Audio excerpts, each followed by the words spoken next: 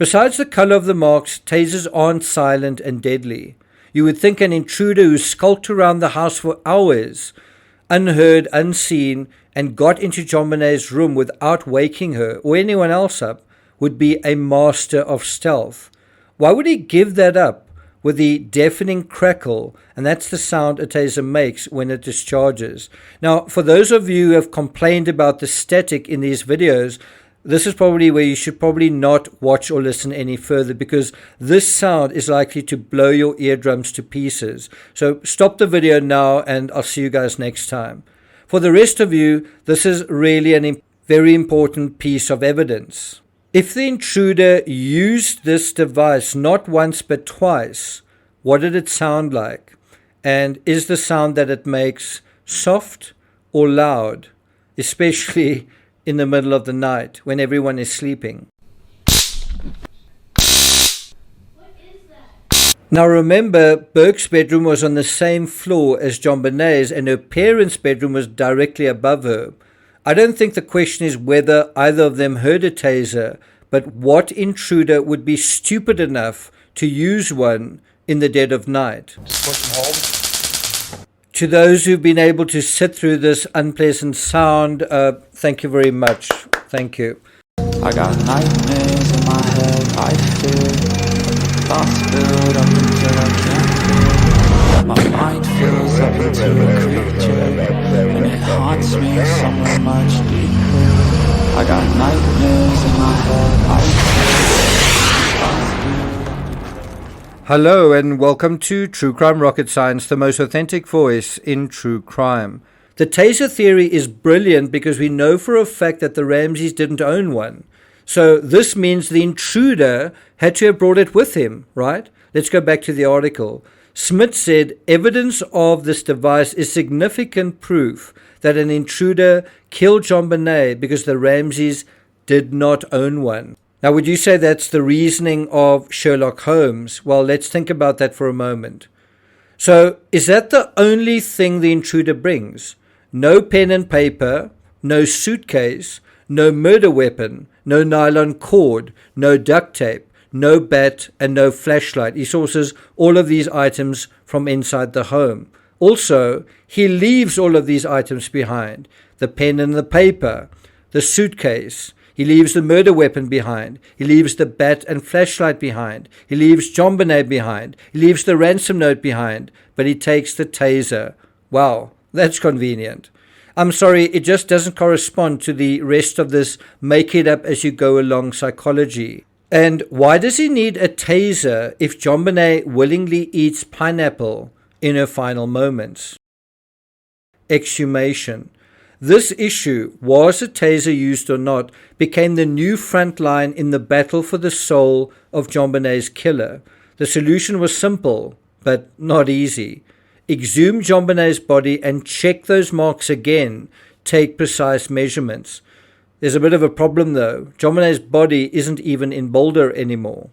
And so the cops wanted to do that. They wanted to check, but the Ramseys didn't. If the evidence supported Lou's theory, why wouldn't they exhume her body? Now you might say, wow, I wouldn't do that. But intertextually, we've seen other instances of exhumations requested or consented to by the family, including Rebecca Zahau. That's a very interesting intertextual case to the Ramsey case, particularly in this particular area. I've also written 2 books on that case, and I've visited Coronado in California. It's just next to San Diego. Now, in the Rebecca Zahau case, they wanted to examine specifically the hyoid bone to determine whether Zahau was strangled before a rope was placed around her neck. The hyoid bone, in other words, there was the suggestion that the whole rope and what that involved was staging, and that something else had taken place before. There's also a kind of cryptic remark written on the door of Rebecca Zahau's bedroom. Now, the hyoid bone is a classic artifact of strangling cases because the bone floats in the neck structure, and if it's damaged or broken, it tends to confirm manual asphyxiation. We saw this with Shanann Watts in the Chris Watts case. a damage to the hyoid bone. Now, if you don't see damage, what it likely means is that a ligature was used instead of hands. The ligature tightens above the area where the hyoid bone floats. Incidentally, if JONBENET's attacker was an adult, think about this. JONBENET's attacker is an adult and she's 6 years old. Why does he need to bring along multiple murder weapons, cord, and a taser? Why can't he just use his hands? And that brings us to additional weaknesses with Sherlock Liu's intruder theory. I think we need to circle back to the pillars of Liu's intruder theory. What's missing from it?